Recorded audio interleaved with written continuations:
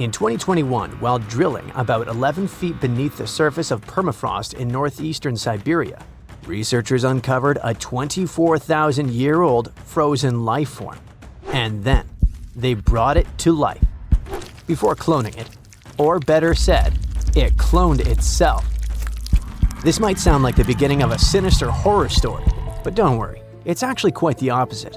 What scientists unearthed was a microscopic frozen organism that could fundamentally reshape what we think about evolution and survival. The uncovered tiny creatures are called bdelloid rotifers, microscopic animals with little wheel-like mouths that they use both for moving and feeding. They were first discovered in 1696 and are fairly common in freshwater environments around the world, with a few saltwater species. They might seem unremarkable, but scientists have been studying them since early microscopes made it possible to actually see them.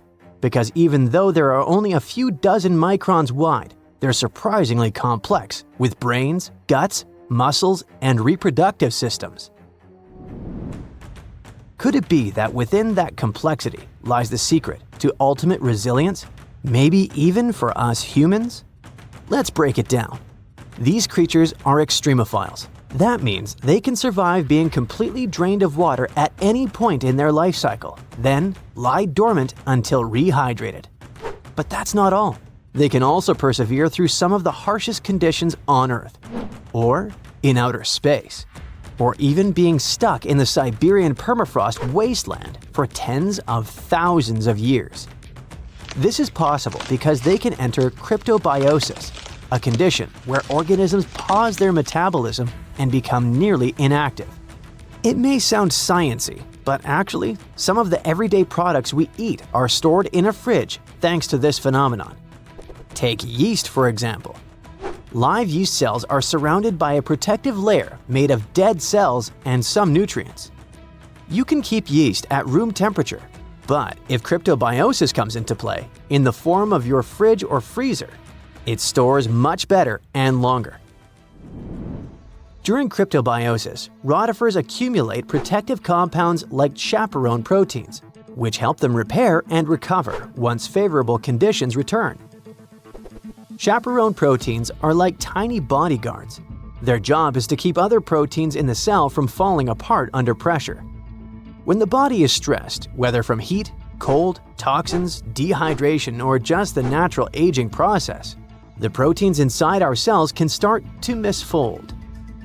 Proteins need to be folded into very specific shapes to function properly, and when that structure breaks down, they become useless, or worse, harmful. Misfolded proteins can pile up and interfere with normal cell function. In some cases, they clump together in ways that poison the cell. This kind of damage is even linked to serious health conditions. So, if rotifers have developed powerful proteins that prevent cellular chaos even under extreme conditions, could we use them to protect human cells from diseases and aging? By analyzing the age of the ice they were found in, scientists figured out that these frozen rotifers were at least 24,000 years old. That's a huge leap from earlier studies, which showed they could survive frozen for only about 10 years. Now that's what you call record-breaking. This period of Earth's history is known as the Late Pleistocene Epoch, a time dominated by the Ice Age, which means these invertebrates were lying dormant when Manny and Sid were having their adventure while roaming the icy landscapes, along with saber-toothed cats and giant ground sloths. Fun fact: although animated movies like Ice Age show woolly mammoths as huge, towering giants, they were actually about the same size and weight as today's average African elephant. Nature and evolution can be so cruel, yet fascinatingly unpredictable. Massive, menacing beasts that came from the Ice Age couldn't survive it, yet something tiny and weird, like a bdelloid, could. But regarding our unfrozen creature, after the soil thawed, the organism didn't just begin moving again, it also started reproducing. This is thanks to an ability called parthenogenesis, a specific form of reproduction in which embryos develop from unfertilized eggs, allowing them to reproduce independently. It really is like cloning, but it happens naturally. Many organisms, such as certain insects, reptiles, and even some birds, are capable of parthenogenesis, at least under specific conditions. For example, in honeybees, males develop from unfertilized eggs through parthenogenesis, making them genetic copies of their mother. However, parthenogenesis is often seen as an evolutionary disadvantage because it limits genetic diversity, meaning that most species that reproduce this way eventually face extinction. Despite this, bdelloid rotifers have diversified into over 450 distinct species over millions of years, which is extremely rare. Scientists believe their survival comes down to a few evolutionary adaptations. They can pause their metabolism through cryptobiosis, repair their DNA with specialized proteins, and even borrow useful genes from other organisms using a process called horizontal gene transfer. Unlike most animals, which rely solely on inherited DNA, these organisms can steal genetic material from bacteria, fungi, and even plants, splicing foreign genes into their genome to gain new survival traits. Some studies have shown that up to 10% of their active genome comes from foreign DNA. This could explain their extraordinary resilience. They borrow genes for stress resistance, toxin breakdown, or radiation repair, essentially patching and upgrading their DNA in real time. It's not like the Mind Flayer from Stranger Things, where the creature absorbs another organism to improve itself and grow. It's more like a spy stealing a blueprint from a rival lab to learn its secrets. When cells rupture, for example, when bacteria die nearby, bdelloids scoop up loose DNA fragments and integrate them into their own genome. Interestingly, the usual expected lifespan of bdelloid rotifers under normal circumstances is only 2 weeks. The soil sample that contained these rotifers also held nematodes or roundworms, another group of tiny survivors already known to withstand tens of thousands of years icebound. This isn't just limited to microscopic animals. Researchers have successfully regrown Antarctic moss and entire campion plants from seeds and samples frozen for hundreds or even thousands of years. In 2016, a team of Japanese scientists brought tardigrades, or simply water bears, back to life after 30 years in cryptobiosis. Tardigrades are even more impressive because they can live in a suspended state for up to 30 years, without food or water, and with temperature swings from deep freeze to 300 degrees Fahrenheit. These guys can also endure crushing deep-sea pressures, vacuum, microgravity, and intense radiation of space. Remember when we said earlier that these species can survive the harshest conditions on Earth and beyond? It wasn't an exaggeration, and now you understand why. And it's exactly why NASA and its partners sent water bears and bdelloid rotifers into orbit. They've even been aboard the ISS, helping scientists understand how these animals handle microgravity, radiation, and stress. Not only that, but in 2007, the European Space Agency launched a bunch of tardigrades into low Earth orbit, completely exposed. No suit, no shield, floating in a vacuum. They were blasted by cosmic radiation, UV light 1,000 times stronger than what hits Earth's surface, and temperatures near absolute zero. And when they came back, most of them woke up and reproduced despite the harsh conditions they were exposed to. This ties into an old theory called panspermia, the idea that life didn't originate on Earth but arrived here, locked in space dust or trapped inside a meteorite. Before, maybe it sounded like a fringe science, but when organisms can brush off cosmic radiation, then it doesn't seem so far-fetched, does it? What about humans? Does this mean we now fully understand the way hibernation works and are close to putting humans in this state? Sorry for spoiling it for you, but it still feels more like science fiction. However, researching rotifers, water bears, and similar organisms can lead to massive breakthroughs in other fields. Their resilience might be a blueprint for medicine, for reshaping what it means to age, maybe even to pause life itself, or extend it. We're talking real, practical innovations, from better preservation of human organs for transplantation to drugs that slow aging at the cellular level. And yes, maybe even cryogenic hibernation, long enough to make interstellar travel possible. In 1952, an Air Force plane called C-124 Globemaster II crashed into a big mountain while flying from Washington to Alaska. Sadly, everyone on board, 52 people in total, didn't make it. The bad weather at the time made it hard to find the crash site, and even later, any attempts to locate it failed. But in 2012, a helicopter crew doing a training mission spotted the pieces of the crashed plane on a glacier called Colony Glacier in Alaska. They started looking for more pieces and confirmed it was indeed the missing plane. Since then, every summer for about a decade, different military groups have been helping in an operation called Colony Glacier. They've managed to identify 40 out of the 52 people whose lives were lost in the crash. The soldiers taking part in this mission take their promise seriously to never leave a fallen comrade behind. They believe it's their duty to bring back those who didn't make it. Another discovery comes from the Alps. In 1991, some hikers exploring the picturesque Alps stumbled upon a human body. It was half frozen in ice at the top of a mountain pass between Italy and Austria. At first, the local police thought it might be a mountaineering accident, but in a few weeks, archaeologists started claiming that this guy might have lived more than 5,000 years ago. They eventually gave the frozen fellow the nickname Ötzi. He was named after the nearby Ötztal Valley. He's become quite famous as the oldest ice mummy on record. Ötzi's frozen state might not be as unique as we thought, and that's where things get really cool. Archaeologists have another theory. See, at first, everyone was convinced that Ötzi marked the start of a cooler period because he had been frozen in the ice without any interruptions since he had lost his life. Yet, over the past few decades, glaciers and ice patches worldwide have been melting away like ice cream on a hot summer day. Not just Ötzi, but other ancient relics like bodies, hunting gear, horse droppings, and even ancient skis started to appear. So, archaeologists say there are similar sites. They've found quite a few, and they all fit perfectly into this growing field of glacial archaeology.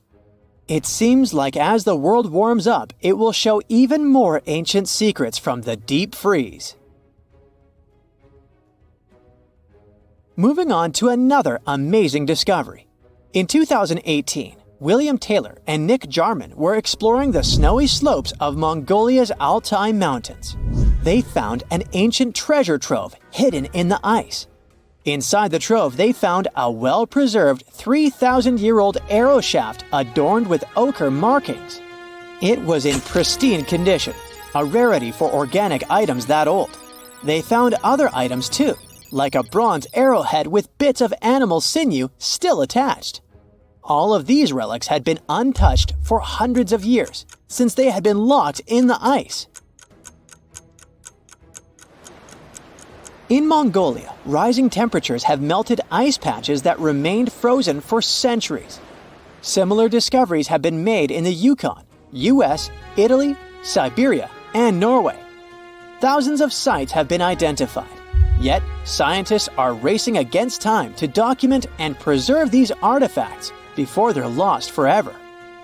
The study of these artifacts challenges the definition of these environments as wildernesses and shows how indigenous people coexisted with nature there. Sometimes people find simple items too, as simple as a sandal. This one, discovered on one of central Norway's mountain passes, indicates that people used this route roughly 1,700 years ago. This suggests that there was less snow and ice in that area back then. The sandal, dating back to around 300 BCE, resembles Roman sandals of that era. Again, in Norway, hunters found an iron sword high up on a mountain, more than 5,250 feet above sea level. There's no nearby burial site, and it's puzzling why someone would have a sword in such a remote location. Archaeologists speculate that the owner might have become lost. Then, in 2011, unusual objects resembling giant slingshots began to emerge as the ice melted. Radiocarbon dating suggests that this particular object was crafted around 400 BCE. It measures over 3 feet long and has knife cuts.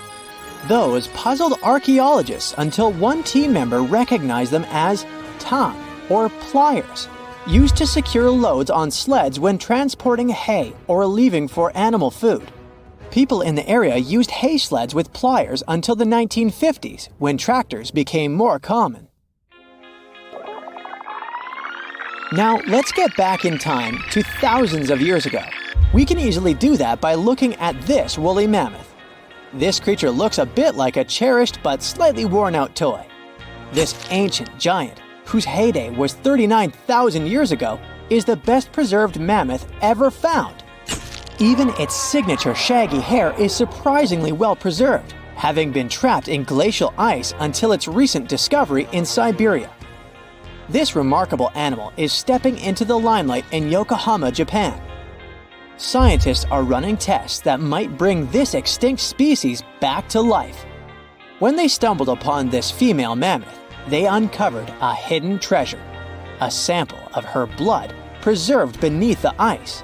So they believe this ancient blood could hold the key to resurrecting the mammoth. They also found well-preserved muscle tissue. She was between 50 and 60 years old when she met her icy fate.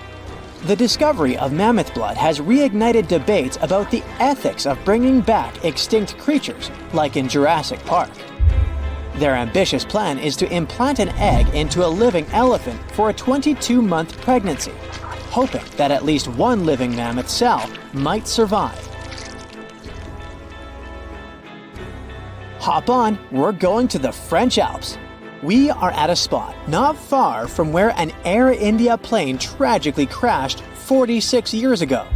We're accompanied by a diligent mountain rescuer and his neighbor. They went to this area after a bunch of tourists had noticed a strange-looking thingy on a glacier. It was a bag. The Indian embassy in Paris got wind of it, and it was all set on getting that bag. What makes it kinda cool is that it had diplomatic mail and Ministry of External Affairs written on it. The Air India flight was on its way from Mumbai to New York when it took a nosedive in January 1966. It took 117 people on board down with it. Guess what else was inside the bag besides the soaked diplomatic mail? It had a stack of old Indian newspapers. So, alongside those, they also found bits of the plane's cabin, a lone shoe, and a bunch of cables. Totally unexpected treasures on that mountain. During the summer of 2013, scientists stumbled upon a message left behind by a geologist named Walker, who had placed it there 44 years before. That message sort of served as the man's last testament. He passed away just a month after hiding the bottle in the rocks on the island. The content of the message was quite astounding. In 1959, Walker had measured the distance from those very stones to the glacier's edge, and it clocked in at a mere 167 feet. By 2013, that distance had ballooned to 400 feet. Researchers are convinced that this stark contrast between the two measurements underscores the consequences of ongoing global warming. Imagine the melting ice in Norway's mountains as a time machine revealing a treasure trove. Nearly 800 Viking artifacts tucked away for over 1,000 years have been unearthed. They give us a peek into the bustling trade networks of the Viking era and the critical role of the mountain passes in this ancient commerce. Among the finds are leather shoes, cozy woolen mittens, stylish tunics, feathered arrowheads, horseshoes, walking sticks, and kitchen gadgets from the Viking chef's toolkit. There are even Viking pack horse souvenirs. These artifacts provide us with insights into ancient travel habits and the peak times when those paths were bustling with activity, and give us a glimpse into the lives of adventurers. There's a creature somewhere deep in the ocean looking for prey that would make Dracula himself proud. It's been around since before even the dinosaurs walked the earth. It has no bones or jaw, but it doesn't stop this underwater vampire from hunting. The name of this eel-like parasite is the Pacific lamprey. The English monarch loved this fish so much that he defied doctors' orders to stop eating lamprey flesh. He got sick every time he'd have the original gooey fish. But the lack of bones and the fact that this lamprey tastes like slow-cooked beefsteak made the royal fall in love with the fish once and for all.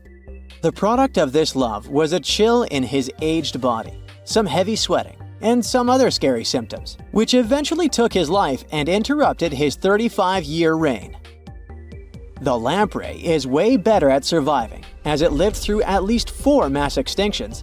Its ancient ancestors evolved over 450 million years ago.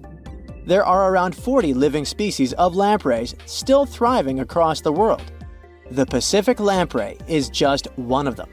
These creatures have cartilage instead of bones, and a third eye, which is a special light-sensing organ on the top of their heads. Instead of a regular jaw, they have a sucker mouth surrounded by teeth. It's perfect for latching onto prey and sipping up body fluids like underwater vampires. Once they pick a victim, they suction it, making a seal that's almost impossible to break. Scientists believe the Pacific lampreys don't munch on flesh. Female lampreys lay up to 200,000 eggs in nests that stay in fresh water for 3 to 4 weeks. Once the larvae hatch, they burrow into sediment and stay under the sand for up to a decade. When they hit their teenage years, these miniature Draculas reemerge and migrate from freshwater all the way to the Pacific Ocean. This journey isn't the easiest, and it takes some changes to its appearance and physiology to adapt to a huge change in salinity. After several years, they go back to freshwater to reproduce. Pacific lampreys can use chemical clues released by their larval migrating pals to find their way. They can travel hundreds of miles inland to find the perfect spot for spawning and rearing. It's not always the same place they spawned in. Many species of birds, mammals, and other fish can appreciate the fatty flesh of lamprey. This makes them some of the most valuable players in freshwater and marine ecosystems. Another lamprey type, the sea lamprey, is native to the Atlantic Ocean. It's not that dangerous when it's at home, but once it gets to the Great Lakes, it becomes a real threat to the 4 local native species of lamprey. The sea lamprey is up to 4 times bigger than the lake species. It has unlimited food and spawning grounds, and no natural predators here, so it becomes cocky. It secretes an enzyme that doesn't let the blood clot. Once it attaches to some unsuspecting fish, it spends the next several months feeding off of it. And even if the fish shakes the lamprey off, it doesn't have long to live because the mark the predator leaves behind. Sea lampreys aren't interested in humans, but can accidentally latch onto a swimmer. It won't be fatal, but it's not the most pleasant sensation, and you need to get the spot of the impact disinfected. The Australian box jellyfish looks harmless, but it's considered the most venomous marine animal. Unlike other kinds of jellyfish that float with the current rather than swim, this creature can reach an impressive speed and choose its own direction. It has tentacles covered with tiny darts loaded with poison. People and animals that get unlucky enough to meet with those tentacles face some scary and sometimes even fatal consequences in a matter of minutes. Before you decide to never revisit the ocean, you should know that only a few out of around 50 existing species of box jellyfish have venom that is lethal to humans. There are some not-so-dangerous species living in warm coastal waters worldwide. And the most dangerous ones are in the Indo-Pacific region and northern Australia. A blue-ringed octopus spots a signature psychedelic color and the ability to take away your life. This cute-looking sea monster likes to spend its time in the soft, sandy bottom or shallow tide pools and coral reefs. It normally hides in underwater crevices, among shells or debris. If you disturb it, the octopus will activate its tiny color-changing organs and demonstrate its blue rings as a warning signal. The next step will be releasing a venom 1,000 times more powerful than cyanide. This venom is more toxic than that of land mammals. The octopus normally uses it to hunt crabs, shrimp, and small fish by pecking them with its beak and paralyzing them. There is no known antidote for the venom, so if you ever see this sea creature, the best you can do is to stay away from it. It bites without any pain, so you might notice when it's too late. The good news is that it's not aggressive and won't go after you unless it's cornered. The reef stonefish are masters of disguise in the underwater world that camouflage themselves on rocks, coral reefs, or just blend into the seabed. They thrive throughout tropical marine waters of the Indo-Pacific. Their invisibility superpower makes them especially dangerous to their prospective victims they ambush and swallow whole. If someone happens to disturb them, their 13 defensive dorsal spines stand on end and deliver a powerful venom punch. They say stonefish stings are extra painful and lead to scary consequences within minutes. They're called the most venomous fish in the world. If you don't do anything about it, the impact can be lethal. If you ever go diving in the Pacific Ocean, be careful not to pick up a cone snail from the seafloor. It has a beautiful shell made of brown, black, or white patterns. Like most other snails, it's slow, but it has a complicated system of seeking out prey. It likes to snack on fish, marine worms, or even other snails. Once a cone snail senses food is near, it activates a sharp proboscis, or a needle-like protrusion from its mouth. The attack is swift and super potent. The victim doesn't even have time to realize what happened to them. Once it's completely incapable of moving, the cone snail swallows it whole. Humans aren't on its menu, but it can still release the venom if someone steps on it or disturbs it. The proboscis can even penetrate gloves. Luckily, only several out of over 700 species of cone snails can take a human's life. But since there's no antivenom, you better not risk it. All 52 known species of sea snakes living mostly in the warm tropical waters of the Indian and Pacific Oceans are venomous. The beaked sea snake even has the title of one of the world's most venomous serpents, but it's one of the few kinds that can pose a real threat to humans. Sea snakes prefer a peaceful coexistence and would rather slither away than engage in any confrontations. If you ever see them in the water, staying calm and moving slowly will save your life. Sea snake bites, although almost painless at the moment, can have varying degrees of impact. Some may only cause mild symptoms, while others can lead to severe outcomes. Most bite reports come from accidental encounters, like someone freeing them from nets or unsuspecting beachgoers stepping on them. Blue dragons rarely grow larger than the size of a grape. They like to swim belly up, so their brightest blues blend in with the ocean waters. And the silver front faces down and camouflages with the darker seabed. Blue dragons feed on another dangerous sea creature and store up their stinging cells. Their venom lives on even after the fish itself is no longer alive. That's why you should be extra careful and never pick up or step on them on the beach. Something exciting and kinda unexpected popped out among the rocks of the Ica Valley in Peru. The bones of a really old whale that lived almost 40 million years ago. At first, no one was really impressed because the bones they found were big and weirdly shaped, so people just thought they were looking at giant boulders. I mean, that's cool too, but things got way better when they realized those were the remains of a very large, ancient animal that roamed along the coast of ancient Peru. Plus, it was probably the heaviest creature that ever lived. Sorry, blue whale, I know you worked hard to get to the top. The length of over 100 feet and weight of more than 200 tons brought you the status of the biggest animal on our planet. But it seems you've held the title long enough. Time to hand it over to our next candidate, and that one's really gigantic. This ocean beast was probably shorter than the blue whale, but heavier, with a weight that could be between 93 tons and 370 tons. If it's closer to the higher number, it'll make Prehistoric the biggest animal ever known to have lived on Earth. And it seems its weight was the result of having extremely thick, dense bones.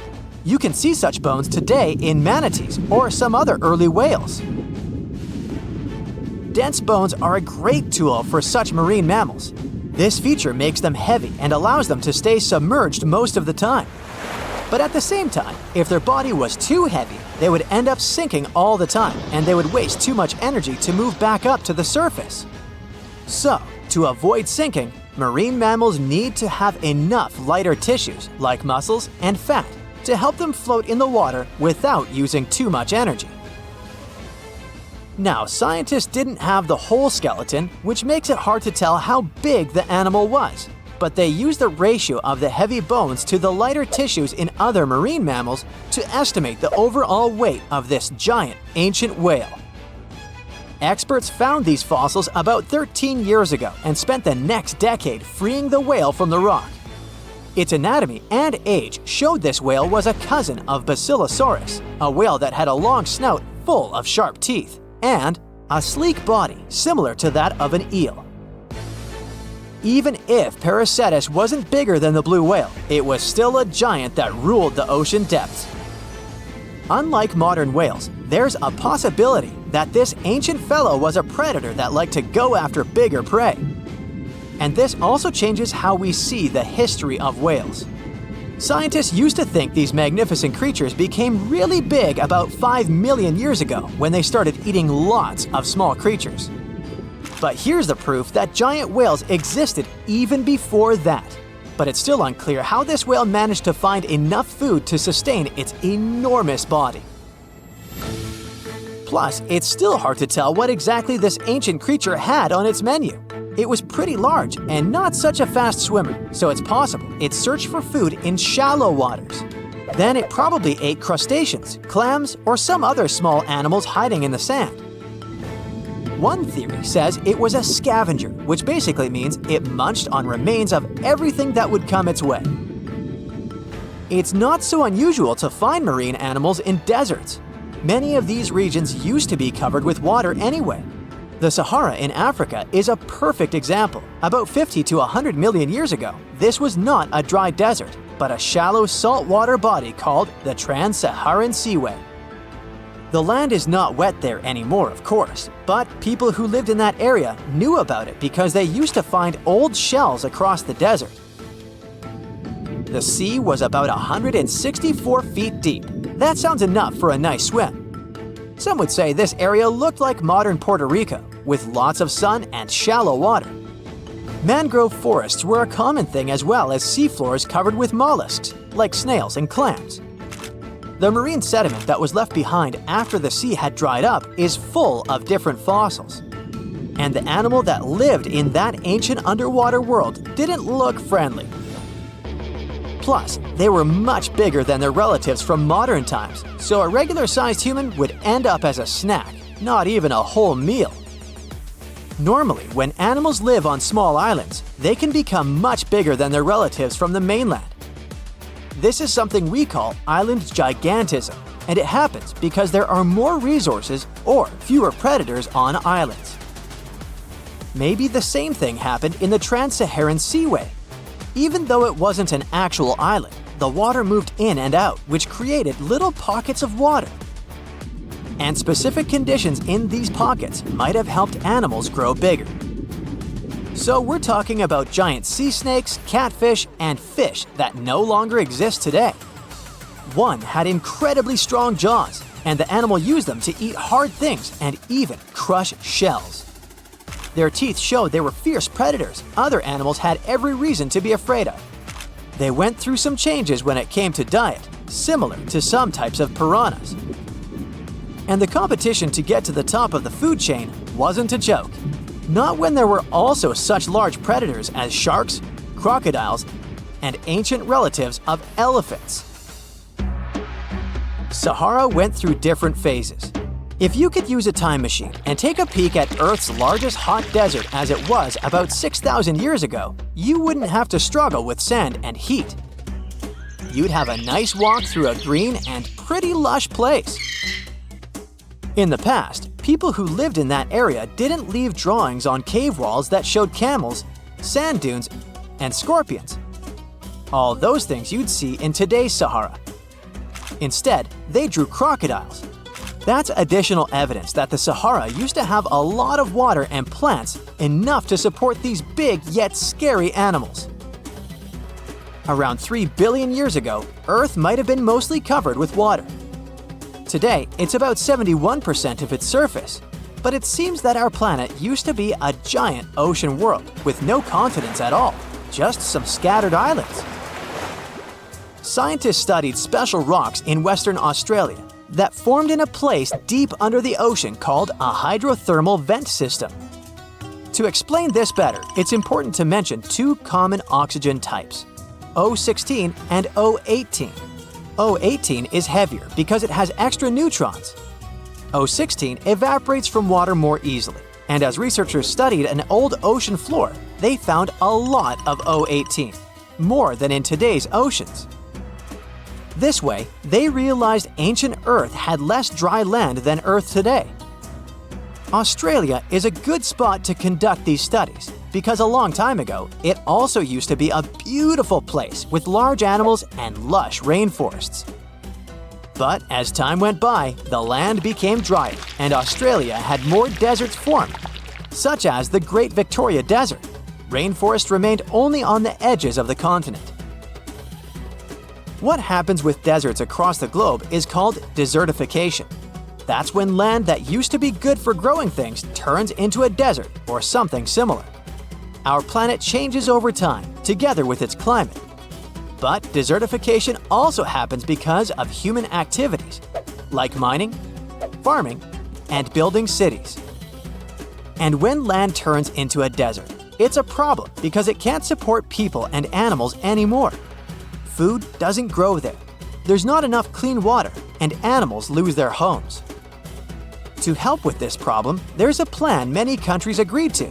They decided to work with farmers to take care of the land, fix damaged areas, and manage water better. All in all, to make our planet a better place for life. Hold on to your hat, my friend. These internet users came across some hauntingly spooky stuff IRL, but I'm guessing you'll want to stay away even from these pics. Picture this. You're boarded and ready for takeoff in a huge Boeing jet. It's your first time on an airplane. You were scared, but people kept telling you it was safe. You've convinced yourself it would be alright when the pilot comes on the speaker with some disturbing news. Good morning, folks. Our flight has been canceled for safety reasons. It appears that a cloud of bees is hovering close to one of our wings, and we'll have to remove them before takeoff. I have to say, this is a first. I have to say, I'd like to get off, please. Now let's say you always take the long way to work. It's one of your favorite bits of the day because you can enjoy a peaceful walk surrounded by beautiful scenery. You're passing across a muddy pond area, like you normally do, when something strange catches your attention. What on earth could that be, you ask yourself? Apparently, it's a colony of reddish worms, just casually existing. I think my stomach just turned a little. Have you ever backpacked anywhere around the world? If you have, then you were probably worried about one thing and one thing only – bed bugs. Getting into a new hostel, the typical routine is to check your mattresses. The worst thing is to sleep in a bed filled with these little creatures and then have to wash all your clothing the next morning just so you won't pass this around to other establishments. If you ask me, this appears like a bed bug and sci-fi beetle had a fight in this person's bed and this is what was left. Well, jokes aside, it reminds me of the remains of some bug. Which bug? I have no idea. I'd tell this woman and all hostel owners to use some kind of mattress protector, just so that backpackers all over the world can stop sweating so much over these tiny creatures. Now, you've just won an all-inclusive trip to Hawaii. Ah, the white sandy beaches and the amazing sunsets. You're happy to leave your fancy hotel and take long walks on the beach. But wait, what's that? It appears like a lobster shed its tail and the remains came floating all the way to the sand. But according to experts, that's not a lobster. They wouldn't shed just their tail. That appears to be some kind of isopod. Isopods are crustaceans that look somewhere between shrimps and lobsters. That's why you thought it was a lobster, huh? They also look like giant roly-polies. Do you know what these are? Someone had a roly-poly infestation in their house, and it does not look like something you want to have to deal with. Imagine spending your days hunting these tiny creatures all over your furniture. No thanks. Now, when I was a kid, I loved playing pranks on people. But I would be the first one to be completely spooked when someone played a prank on me. I'm guessing the person who ran into this thing on their office wall wasn't too pleasant. But hey, maybe it's karma, right? What goes around comes straight back around. Imagine it's a sunny Sunday morning and you went on a hike with your best friends. You hiked up a pretty steep mountain covered in knee-high vegetation.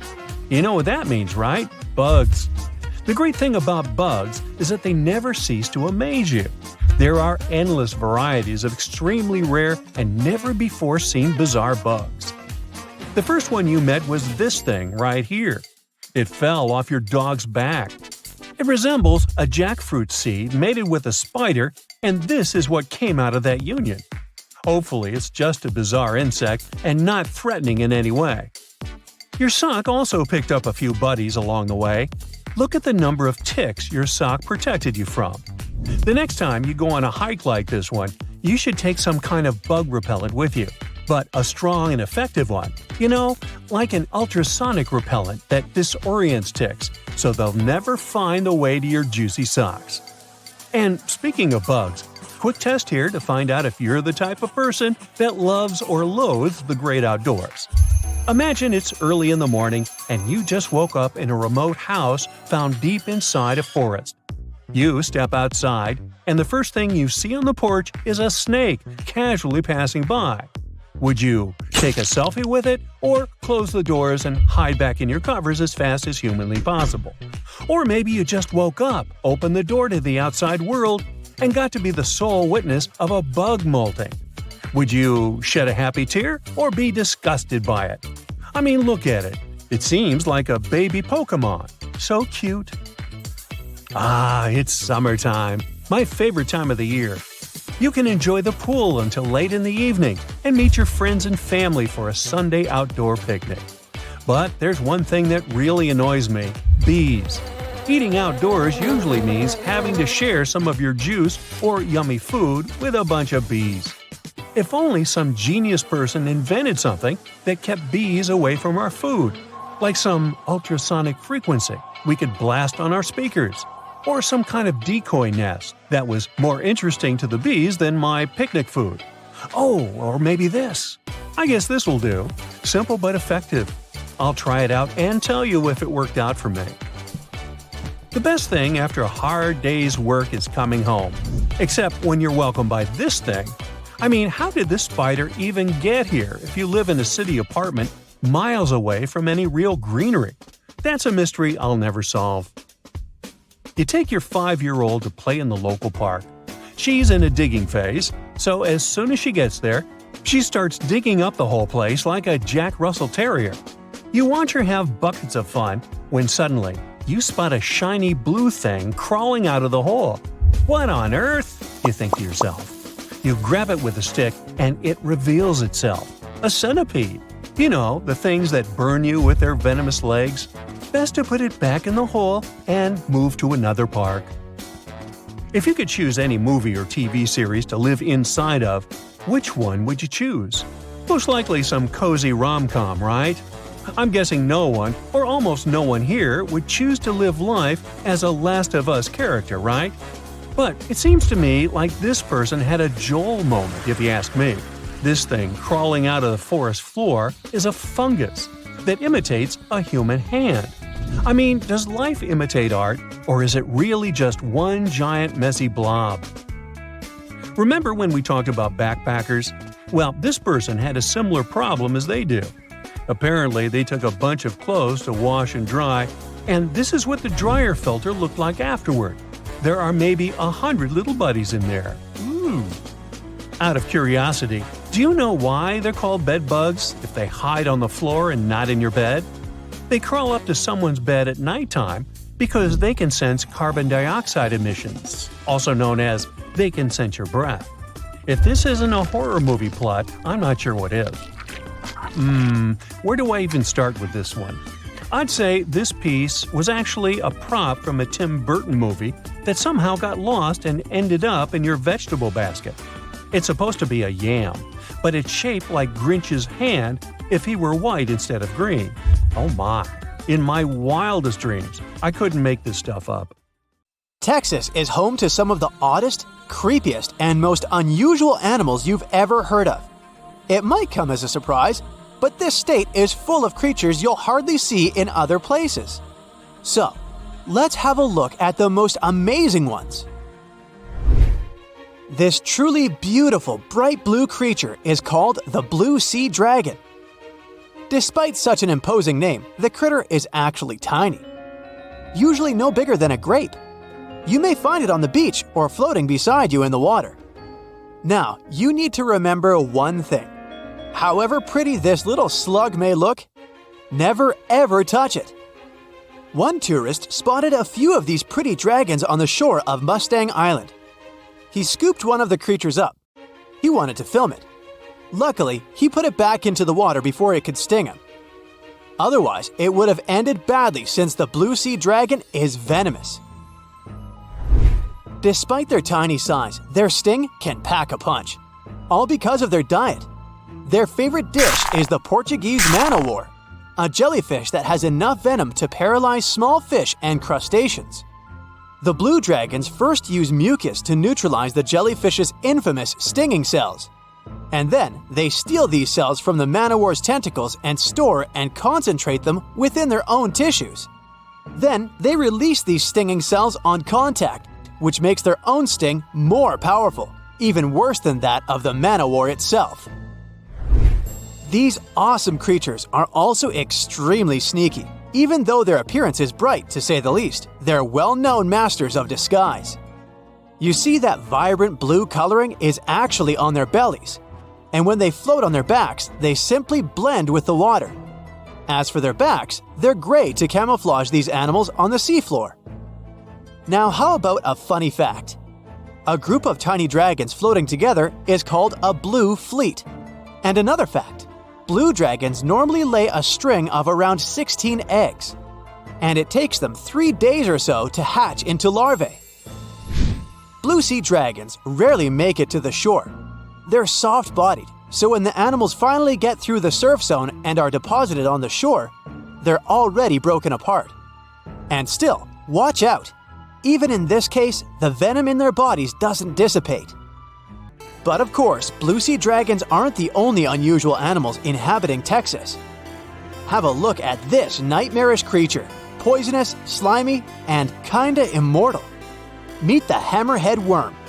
The worst thing? It might be lurking in your garden while you're watching this video. You can easily recognize this worm by its creepy spade-shaped head. It doesn't look like any other invertebrate you've ever seen. Or any other creature, that is. At first, it was only found in East Texas. But later, researchers spotted these spine-chilling creatures in North, Central, and South Texas. Basically everywhere but the arid areas of West Texas. One of the most terrifying things about this worm might be its length. This creature can grow as long as 1 foot. Luckily, such giants aren't very common. Most hammerhead worms only reach 6 inches in length. You can come across 2 species of these worms in Texas, and both of them will have a dark stripe down the middle. The larger of these 2 species munches on earthworms, which is actually a big problem. You might know that earthworms play an important role in keeping the soil rich in minerals and overall healthy. If earthworms disappear, plants in such areas won't be getting the nutrients they need. Even for humans and pets, meeting a hammerhead worm isn't the most pleasant experience either. Hammerheads are the only terrestrial invertebrates that secrete a very dangerous neurotoxin, the same as pufferfish produce. Thanks to the sheer size of the human body, touching a hammerhead worm won't hurt you too much, but it may still cause your hand to start tingling or even go numb. It's much more dangerous for pets. There have been cases when dogs ate hammerheads, which left them feeling sick for the whole day. Interestingly, these worms are native to Southeast Asia. But they must have mastered the art of hitchhiking, since in the early 1900s they were already found in the US. Keep in mind that if you want to get rid of a hammerhead worm, which is the best course of action, the worst thing you can do is chop it with a shovel. The thing is, flatworms reproduce by ripping themselves in half. So by cutting it, you actually help the populations of the worms, turning one into two. That's the reason why hammerheads are sometimes described as immortal, which is a bit of a stretch since these creatures can't survive in vinegar or salt. Now, even though you're safe from the hammerhead worm in West Texas, it doesn't mean you can't come across another dangerous animal, such as the land lobster from hell. These creatures are also known as Vinegaroons, and they're not real crustaceans, they're arachnids. Huh? Who would have guessed? Anyway, these 8-legged critters have a really nasty bite, but it's not the worst thing about them. Land lobsters, brace yourself, spray vinegar-like 85% acid from their tails. Mostly they do it to protect themselves, but it still sounds like an unfriendly thing to do, right? A land lobster can also pinch a finger that's gotten too close with its heavy mouth parts. At the base of their abdomens, Vinegaroons have long whip-like tails. That's why these arachnids are often called whip scorpions, even though they're neither related to scorpions nor have stingers. Summer rains lure these arachnids out of their burrows in search of food and love. Luckily, experts claim that land lobsters aren't poisonous to humans, but they're very likely to leave a mark with their large pinchers, which they use to capture insects. Vinegaroons can be considered useful since they eat millipedes, crickets, scorpions, and cockroaches. They hunt by sensing the vibrations of their prey with those long front legs of theirs. Since land lobsters prefer to come out after dark, you aren't likely to see one in the daylight. But if you stumble upon one, check it out. If it's a female, it may be carrying her hatchlings on her back. Now, imagine it's the middle of spring and you're walking among blooming flowers and greenery. Suddenly, you spot something extremely bizarre on the ground. The animal looks cute, fluffy, and soft-looking. The desire to touch it is irresistible. Watch out! The sting of the hairy caterpillar can pack a serious punch. This one is called the pus moth caterpillar, or asp. There are several stinging caterpillar species in Texas: the buck moth caterpillar, spiny oak slug caterpillar, saddleback caterpillar, and eel moth caterpillar. And touching any of them can lead to unpleasant consequences. If you had touched that pretty hairy thing in the park, you'd most likely start feeling a burning sensation and develop an itchy rash. In the worst case scenario, you'd even have to go to the emergency room. The main problem is that people react very differently to caterpillar toxins. Some may develop more severe reactions than others. Plus, how bad the consequences are also depends on the thickness of the skin in the affected area. In most cases, the unpleasant sensation and rash go away in a few hours or sometimes days. On the bright side, such caterpillars later turn into moths and butterflies that help pollinate flowers and trees. Getting rid of these critters means doing a massive disservice to the area where you live. Specialists are sure that coming across a stinging caterpillar won't lead to anything bad if you keep in mind the rule of thumb. If a caterpillar looks fuzzy, don't touch it. And the best solution to dealing with such creatures is educating people on what such caterpillars are, what they look like, and why it's dangerous to touch them with unprotected hands. Today, I'm going to tell you about creatures that had unique features which allowed them to grow to incredible sizes. They were some of the most impressive animals to have ever existed on our planet. The Argentinosaurus is a genus of sauropod dinosaurs that lived approximately 97 million years ago in what is now South America. Scientists think it was one of the largest land animals ever, with a length of up to 100 feet and a weight of up to 100 tons. A farmer stumbled upon a giant leg bone while tending his cattle. That's how he discovered the first fossils of the Argentinosaurus in Argentina in 1987. Further excavations uncovered more bones, revealing a massive dinosaur that would have dwarfed most other animals of its time. The Spinosaurus, meaning spine lizard, is a genus of theropod dinosaur that lived around 97 million years ago in what is now North Africa. It is believed to be one of the largest carnivorous dinosaurs to ever exist, with a length of up to 60 feet and a weight of up to 23 tons. The Spinosaurus is known for its distinctive elongated sail-like structure on its back. It was likely used for thermoregulation. It also had long crocodile-like jaws that were lined with sharp teeth. This allowed the creature to catch and eat large prey, such as fish, crocodiles, and other dinosaurs. The first fossils of the Spinosaurus were discovered in Egypt in 1912. The sperm whale, Physeter macrocephalus, is a species of toothed whale that is the largest toothed predator on Earth. It also has the largest brain of any animal species. It is found in oceans all over the world and can dive to depths of up to 7,000 feet in search of food. You can easily recognize sperm whales by their massive, block-shaped heads, which can measure up to 1/3 of their total body length. They have dark brown or grayish-blue skin and a distinctive wrinkled appearance. The Titanoboa is an extinct genus of a giant snake that lived approximately 58 million years ago. It is considered to be the largest known snake ever. It could grow up to 42 feet and weighed around 2,500 pounds. The first fossils of the Titanoboa were discovered in a coal mine in Colombia in 2004. This discovery meant a lot because it provided insights into the size and behavior of snakes during the Paleocene era, as well as the overall climate and ecosystem of the time. The blue whale, Balænoptera musculus, is the largest animal on Earth, measuring up to 100 feet in length and weighing as much as 200 tons.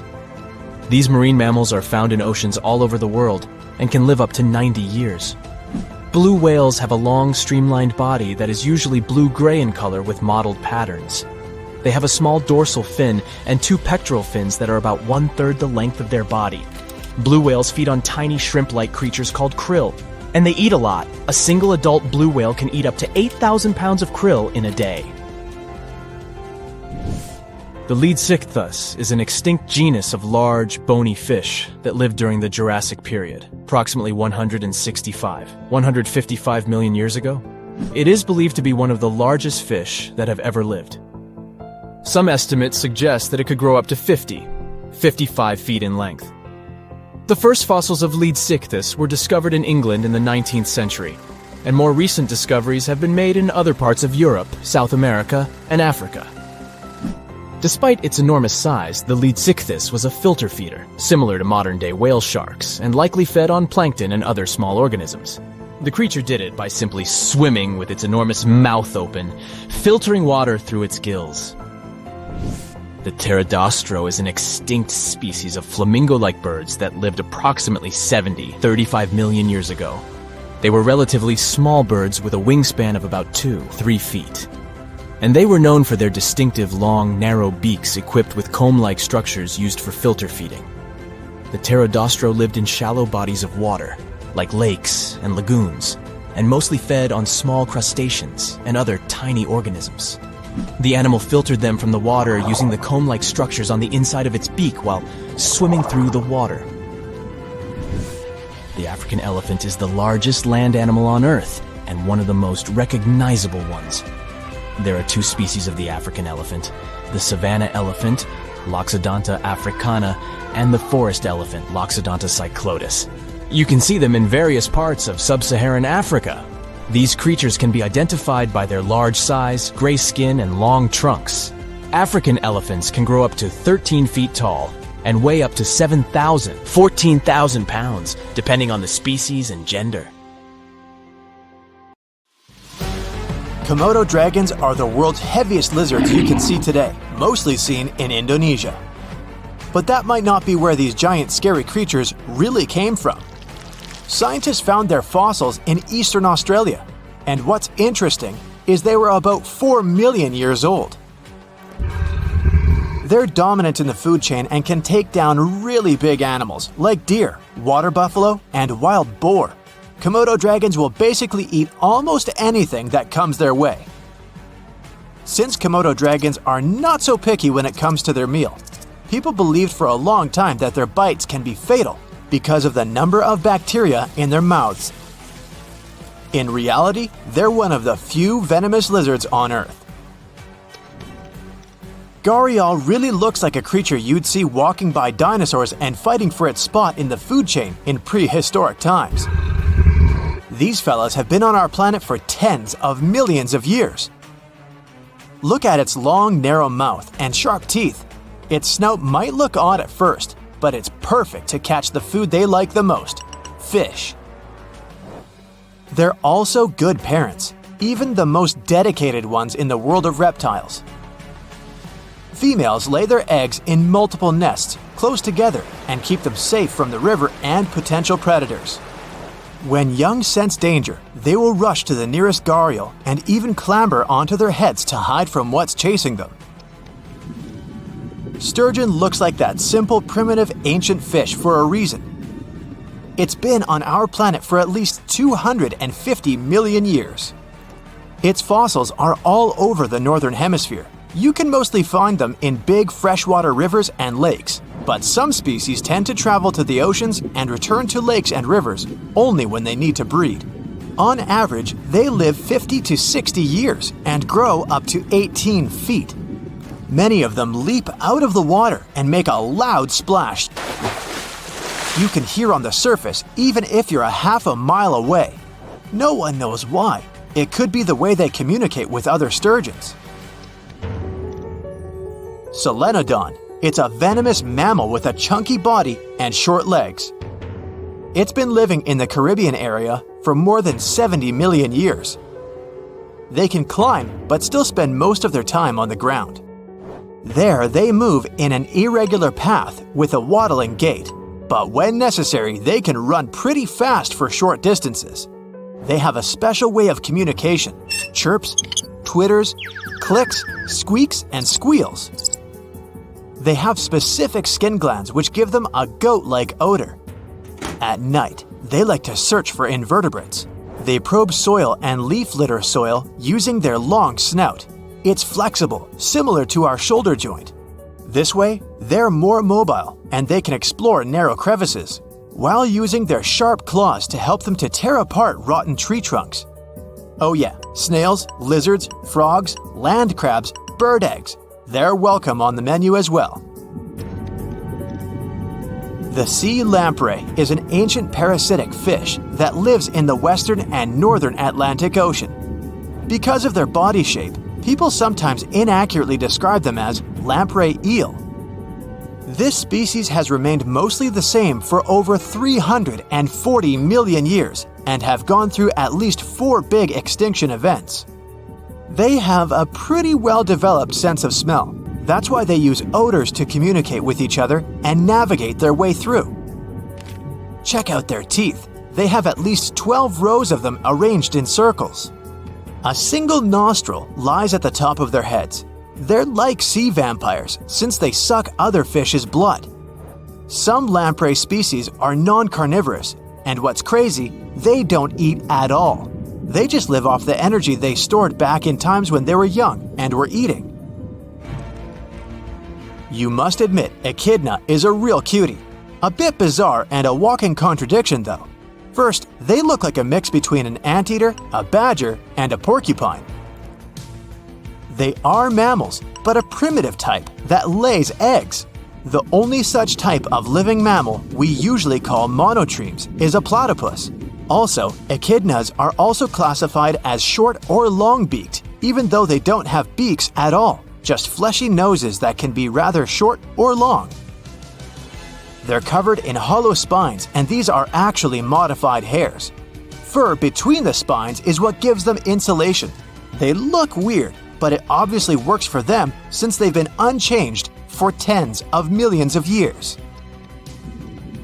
Alligator gar is a curious animal that looks more like it's mythical than real. It's not a mixture of a koi carp and a crocodile, and it's not related to alligators. But check its sharp teeth and crocodilian head. It's easy to see where the name comes from. They're more than 150 million years old, and this is the biggest fish species in North America that spends nearly all of its time in fresh water. They can tolerate brackish water and even stop by for salt waters, but swamps, bayous, lakes, and the sluggish pools of big rivers are still their favorites. They're not dangerous for humans. Some call the shoebill stork the most terrifying bird in the world. One thing they could certainly win is definitely a staring contest. They can stand literally motionless for hours, holding their bills down against their neck, and their golden eyes certainly tell you they're up to no good. They're known for their strong bite. These birds may be more related to pelicans than storks, since their vocal organs are similar. Babirusas, sometimes even called prehistoric pigs. In the Malay language, their name means pig deer. Check out their barrel-shaped stocky bodies, somehow perfectly balanced on delicate legs that look like deer's legs. Males have large tusks that grow upwards through their snouts and at some point curve back towards the head. There are cave drawings that depict them, which are over 35,000 years old. Unlike regular pigs, Babirusas rarely dig or root into the ground. They're missing what's called a rostral bone in their nose. That's the bone that keeps the snout stable and rigid. Without it, these animals can't pierce the hard dirt. Chinese giant salamander is a funny-looking creature that's been roaming our planet for 170 million years already. We're talking about the biggest amphibian in the world. It can grow to be bigger than some people, up to 6 feet long, with a weight of 110 pounds. Their tail may make up more than half the body length. It's hard to notice them because this specific color helps the animal to blend in with the floor of the rivers where they usually live. Tuatara might look like a regular iguana at first, but it's literally a living fossil since it's been around for about 250 million years. Even its body shows its ancient history. There's a primitive third eye on the top of their head. It's hard to see it though, especially because some tuataras have scales over it. Scientists think it's some sort of an ancient light sensor. The reptiles used it to set their both seasonal and daily biological functions. Tuataras can hear sounds too, even though they don't have external ears like modern-day reptiles. Fish hear sounds in the water in a similar way. Jellyfish have been present on our planet for over 500 million years. Yep, that means they're 250 million years older than the first dinosaurs. But their bodies are soft and almost completely water, so their fossils are really rare. The oldest one was discovered in Utah and was 505 million years old. One species of jellyfish is basically immortal. When it faces some kind of environmental stress that would mean an end of life for other jellyfish, these can just revert back to be a tiny blob of tissue, and then they develop, starting their life all over again. So, if you ever take the Galapagos cruise, you might be lucky enough to see one pretty remarkable fella. It's called the red-lip batfish, and it looks like some sort of bat that overdid its makeup. You can find it at depths from 50 to 300 feet, and you probably won't miss it because it can grow up to 10 inches long. They mostly chill on the seabed, where they shuffle their way along the seafloor on their stubby little fin legs with pretty large feet. Yup, very odd to see a fish walking. But from time to time, they come to the surface to see if there's something interesting up there. You can also find them at the edge of reefs. Red-lip batfish are not fans of warm waters, so you'll mostly find them in colder ones. It's an anglerfish. That's the type of fish that lures its potential prey with a fleshy lobe. Do you see it here on a filament that arises from their snout? These fish usually come with a big head and wide mouth. No comment. Their tail and bodies are relatively small. The red-lip batfish has a fleshy growth on its head. That's how it catches smaller animals, such as mollusks, shrimp, and little fish of opportunity. Now, check this bizarre creature lurking in the deep sea. It's called a tripod fish, and you can find it all across the Indian, Pacific, and Atlantic Oceans. Look at their long, bony fins. They can extend up to 3 feet from their underside and tail. Scientists think they pump fluid into these fins when they're standing so they can remain rigid. When they're swimming, their long fins softly float beneath them, which can sometimes look a little bit awkward. I mean, the walking part looks kinda weird too, but cool, you must admit. Tripod fish evolved to sit on their pretty long fins to be taller, because that way it gets into a perfect position to catch fish, tiny prawns, and other small, unfortunate yet tasty animals the ocean current brings right into their mouth. It's a perfect mechanism when you think about it. Currents are barely present at the seabed level, so they'd have to work much harder. And this fish can't even see the prey coming. It's almost blind because it spends most of its time in a dark habitat. But its long fins feel the vibrations in the muddy sediment little animals that pass nearby make. And these pectoral fins that sit right behind its head are some sort of antenna. It gives them extra information about incoming dinner. Now, you must admit you haven't seen that many grumpy-looking animals like this cusk eel. They do have long fins and long bodies, plus their name says it, but they're not actually eels. The cusk eel family has different members, each with its own specifics. For example, the faceless cusk. Just as its name says, the species mostly don't have a face. Some have eyes that function, while others don't. Some produce weird sounds while looking for a partner, and many of them live in deep waters. Many fish have pelvic fins under their body, but cusk eels took it to the next level. Their pelvic fins move forward through their evolution, which is why you're now looking at long and slender barbels here under their head. And the real eels don't even have pelvic fins. You can see flying fish jumping out of warm ocean waters across the globe. Thanks to the specific shape of their slim body, they can develop a speed of about 37 miles per hour while they're still underwater. When they reach that speed, they just angle upward and break the surface. They rapidly beat their tail while it's still under the surface. They propel themselves with a little help from their friends, from their big pectoral fins that look like wings. That's how they escape bigger animals that come after them. And there are so many predators out there lurking from the ocean depths and hoping to catch flying fish. For example, tuna, mackerel, swordfish, marlin, and some other bigger fish. The challenge is big, so the flying fish needed to develop a good strategy to escape. But when they're on the surface, they sometimes become a target to birds. Also, they're attracted to light, and fishermen know that, so they use light to catch them. It seems no one wants to leave them alone. Now, at first, it looks like you're looking at a small plastic bag, but it's actually a real, but still pretty bizarre, marine animal that can grow up to 6 inches. From a different perspective, you see how it got its name, thanks to its pink-colored body, and probably because it enjoys the muddy seafloor so much. That's all it has in common with pigs. These little fellows are actually a kind of sea cucumber. And you must admit, they're surprisingly adorable with their tube feet on their back, underbelly, and around their mouth. These creatures spend most of their time snuffling through the muddy seafloor.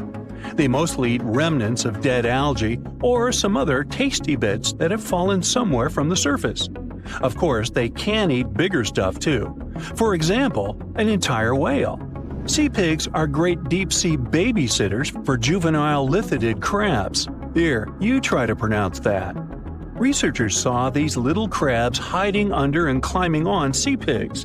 It was probably a way for the young crabs to stay safe from dangerous predators, and a way for sea pigs to kill some time and earn some extra cash. Now, at first, a sea angel looks like some creative animator decided to create a cartoon with such a heartwarming character. But what you're looking at is a real creature, a small swimming sea slug. Its body is transparent, which gives the creature such a fairy tale look. And check out its graceful flapping wings. It's definitely not something we'd expect from slugs. Given a choice, they'd prefer to stay in cold waters. Snails and slugs usually fall into a category called gastropods, and the members of this group usually have muscular feet. But in the case of sea angels, it developed into appendages that remind of wings. This is what helps them with swimming in open waters. And they don't have shells either. But don't let their sweet angelic appearance dupe you. These creatures are quite sneaky. They use their tentacles, and this piece called radula, when they want to pull other swimming snails from their shells. And do what? Oh, that? When I first looked at this creature called giant siphonophore, I didn't think it was scary because it looked like some sort of centipede. And how giant can these be? Well, it seems they can stretch to be 130 feet long. Okay, it doesn't look scary even at a second look, but I still wouldn't like to face it.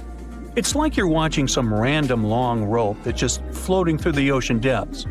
Although it looks like some silly string that does nothing, this creature is a collection of pretty functional parts, where each is specialized for something else. Some of its parts are in charge of catching prey, while others digest food. Some parts exist for reproduction, while others direct the action of this entire body by swimming. This animal is bioluminescent, which means it creates its own light. When it bumps against some random object on its way, its stem glows and you can see a bright blue light. Isn't the flapjack octopus really cute? With its stumpy webbed arms, big eyes, and fins that remind of ears on its mantle, really adorable. You'll mostly find the flapjack octopus on the seafloor. It likes to spend most of its time there, since that's where it can relax and lay flat, looking like a pancake. And when it feels it's time to go somewhere, this little creature swims or hovers above the seabed. It flaps its fins and pulses its web of arms, and looks nothing like an octopus, more like pulsating jelly. Well, yes, that's weird. The Bermuda Triangle is one of the most heavily traveled shipping routes in the world. Some skeptics believe that this fact solves the Bermuda Triangle mystery. Statistically, the busier the area, the higher the frequency of accidents and disappearances. While this makes sense, it's not the frequency of disappearances that's responsible for the mystery of the Bermuda Triangle. It's the lack of explanation or wreckage found.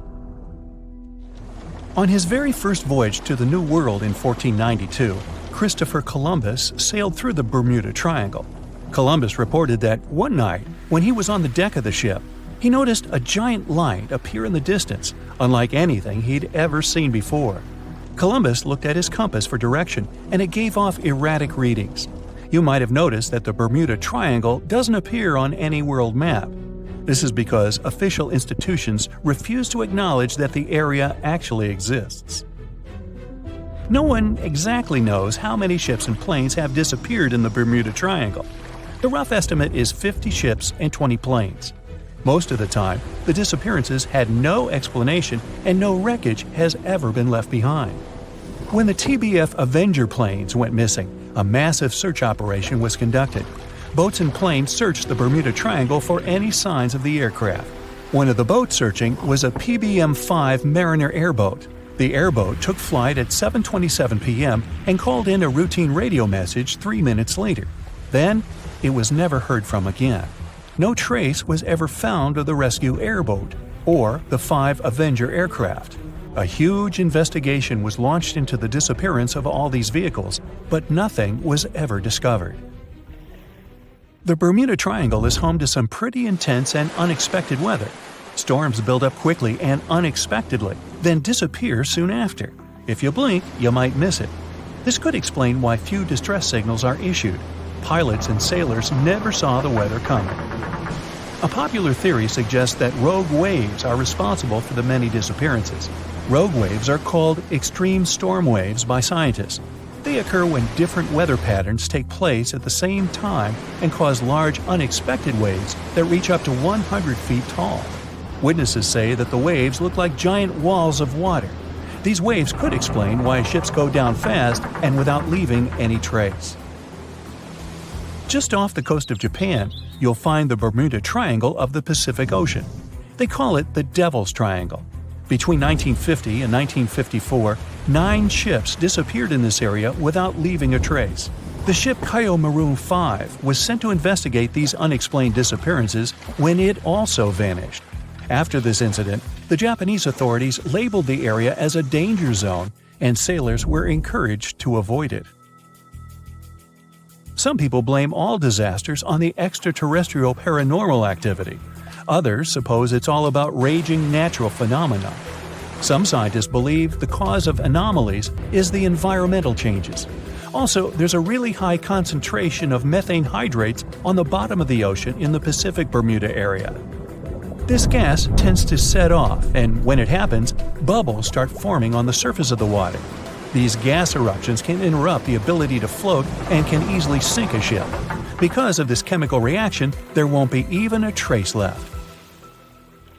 Underwater volcanoes are said to be another possible explanation for the Japanese Dragon's Triangle. In fact, they can take down even small islands. Luckily, nobody lives there.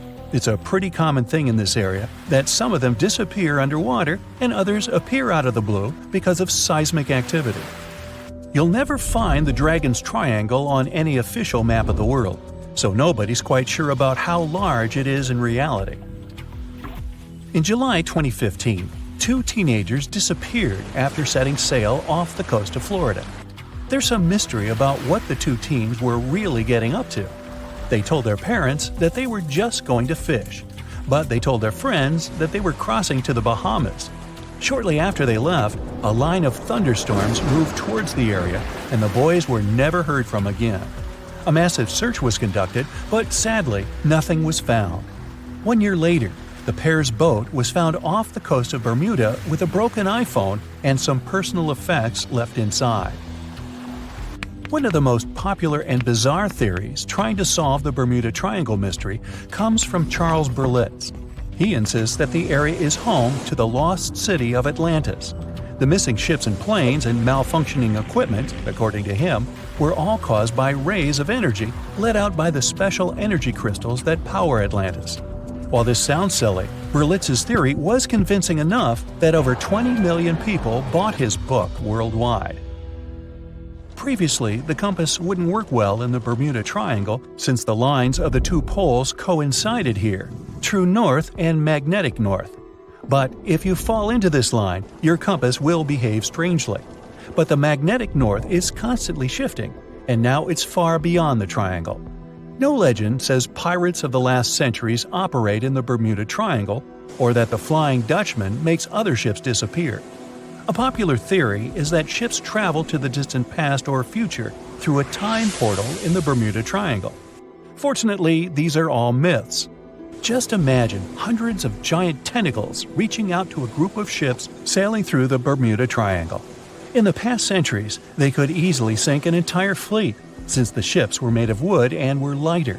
Squids wrapped decks with their strong tentacles, made holes in the ship's hulls with their sharp beaks. Toothy suction cups could break the masts and tear the sails. The water was filling the holds and slowly rising to the deck. The ship sank in a matter of minutes. Survivors reached the shore and told everyone about huge monsters. This is how the legends of the Kraken appeared. Fortunately, now people have sonars and equipment for monitoring the sea space. They say the main reason why this place is so enigmatic must be the magnetic fields that form this ominous triangle.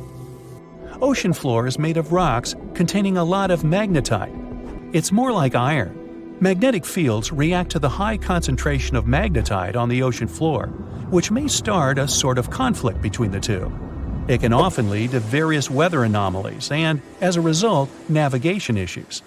And naturally, any changes in the ocean floor or the Earth's magnetic fields influence the Bermuda Triangle a lot. Magnetic fields tend to shift their position, so do tectonic plates and even the continents, even though we never notice it. The skies are usually very clear there, but back in 1883, some people witnessed abnormal things in the area. Some claim to have seen large blocks of ice falling from the skies, and the crew even managed to save one as hard proof. Seems like the Bermuda Triangle has an alternate not only on Earth, but even in space. Spacecraft usually don't disappear into thin air though, like there's no air.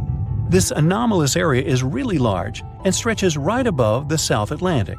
It occupies the area from Chile to Zimbabwe, and sits right at the point where Van Allen radiation belts are the closest to the surface of our planet. The Earth has two such belts, which come in handy trapping the particles that shoot in from the Sun. They do a great job protecting the Earth from radiation. The magnetic field there is lower, so it allows the Earth's radiation belt to come closer to the surface. Whenever a satellite passes by, it will be exposed to radiation, which might lead to serious damage. So, no satellite can take pictures of it. The South Atlantic anomaly is part of the Earth where natural radiation just flows out of control. Still, there is little evidence that all these triangles are really dangerous. Many believe the Bermuda Triangle itself has been proven time and again to be nothing but a work of fiction. In fact, some shipwrecks, such as the Ellen Austin, gained popularity in the middle of the 20th century, while nobody even thought of drawing a triangle in the Bermuda area before that. The mystery was popularized by science fiction writers and became a common myth, while no serious research proved it any more dangerous than other parts of the world's ocean. So, the crew of the Ellen Austin back in 1881 weren't even aware of the Bermuda Triangle back then, let alone afraid of it. What do you think?